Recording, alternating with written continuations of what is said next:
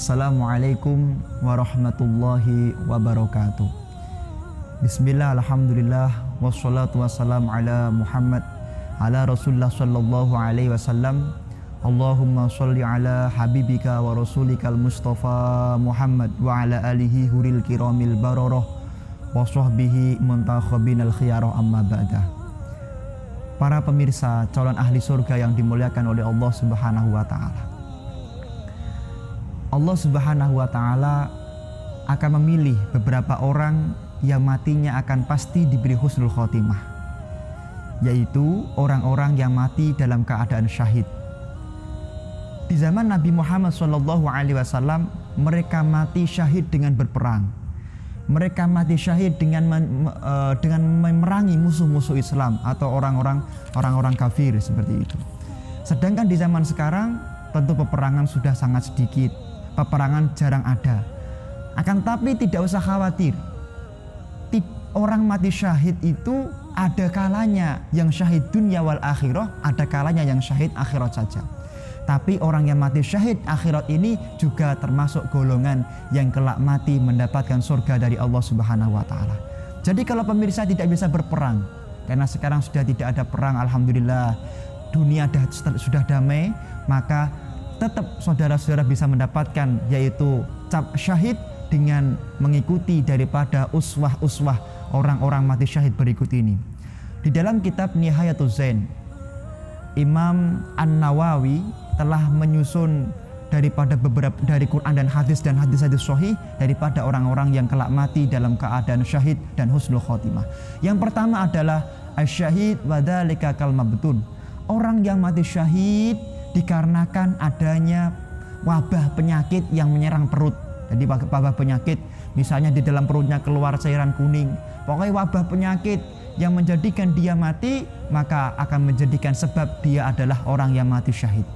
Yang kedua adalah wal fariq wa in asa fil gharq. Yang kedua adalah orang yang mati karena tenggelam.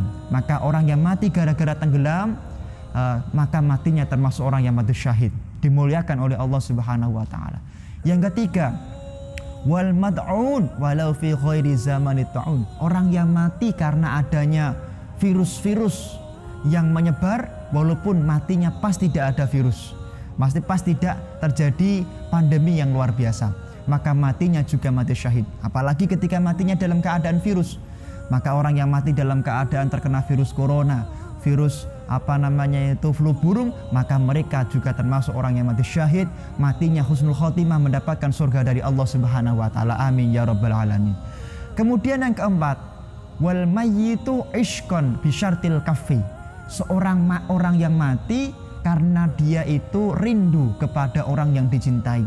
Misalnya ada orang yang jauh dari suaminya, jauh dari istrinya, jauh daripada kekasihnya, kemudian dia rindu sampai mati, maka matinya mati syahid. Termasuk dalam bab ini adalah orang yang jatuh cinta kepada orang lain, kemudian tidak sempat mengungkapkan atau belum sempat mengungkapkan atau khawatir mengungkapkan, kemudian terjadi perkara-perkara haram, maka ketika dia menahan sampai tekanan batin dan mati, maka matinya termasuk mati syahid karena dia menahan daripada perkara yang diharamkan oleh Allah Subhanahu wa taala. Jadi menahan tidak pacaran, menahan tidak bertemu dengan lawan jenis, itu termasuk jihad kepada Allah Subhanahu wa taala.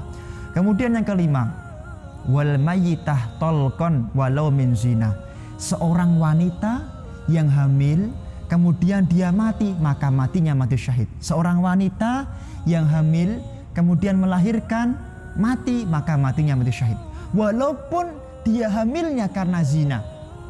Inilah kemuliaan seorang wanita, yaitu diberi hamil oleh Allah Subhanahu wa taala, maka walaupun dia itu melakukan perbuatan maksiat, kalau dia itu adalah hamil, maka matinya mati syahid. Kemudian yang keenam adalah wal maqtul zulman. Orang yang mati karena dibunuh dengan kezaliman. Orang yang mati karena dia dizalimi oleh orang, maka dia termasuk golongan orang yang mati syahid. Maka ketika ada orang yang masuk dalam 6 golongan tadi, maka mereka akan mendapatkan surga dari Allah Subhanahu wa taala. Yang ketujuh adalah wal gharibu wa in aswa bi ghurbatihi ka'abikin wa nasyizatin, yaitu orang yang mati dalam pengembaraan. Misalnya sedang mengembara mencari ilmu kemana, mati, maka matinya mati syahid. Kemudian yang ke-8 adalah wal mayyitu fi talabil ilmi, orang yang mati dalam keadaan statusnya mencari ilmu atau pelajar. Walau ala firasyihi wal hariku, yaitu walaupun dia matinya sedang tidak di tempat kuliahnya atau tempat majelis ilmunya, maka matinya juga mati syahid. Yang berikutnya wal harik, yaitu orang yang terbakar. Jadi orang mati gara-gara kebakaran, maka matinya termasuk mati syahid. Yang ke-10 adalah wal mayyitu bihadmin. Ini ada hadisnya semuanya, orang yang mati karena ketubruan sesuatu, kejatuhan sesuatu, ada pohon tumbang, maka matinya juga mati syahid.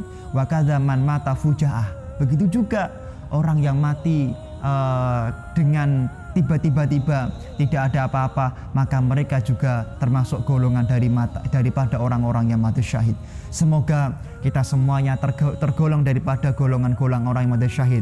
Terutama kita semuanya, semoga dimudahkan hati kita, dihadirkan hati kita untuk mencintai majelis taklim, majelis ilmu, sehingga minimal kita akan mati menjadi orang yang mati syahid karena kita orang yang selalu mencari ilmu.